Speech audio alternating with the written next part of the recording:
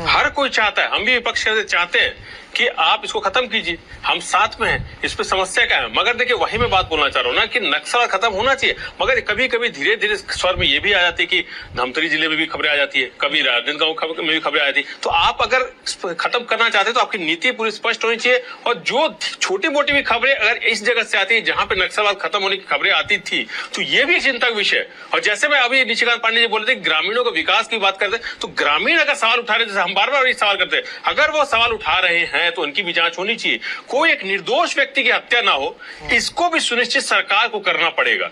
और अगर सवाल उठता है तो इसकी जांच भी सरकार को ही करानी पड़ेगी जी। अगर उनके ऊपर सवाल उठता है तो राजभवन तक आने की नौबत ना आए, जिस तरह से हमारे ग्रामीण बस्तर ग्रामीण राजभवन तक आए थे, जिस तरह से वो मुआवजा की मांग कर रहे हैं, अभी तक मुआवजा नहीं, तो ये चीजें भी नहीं होनी चाहिए। अगर आप नक्सलवाद खत्म कर रहे हैं तो एक स्पष्ट नीति भी लेकर आनी चाहिए। अभी तक नीति स्पष्ट नहीं है सरकार की, इसलिए ग्रामीण हमेशा सवाल खड़े करते हैं, इसलिए ग्रामीण रायपुर तक राजभवन तक आते हैं। तो ये कहीं ना कहीं चिंता का विषय है कि अगर नक्सलवाद खत्म होता है तो ग्रामीणों में विश्वास क्यों नहीं जाग रहा है, ग्रामीण क्यों नहीं सरकार के साथ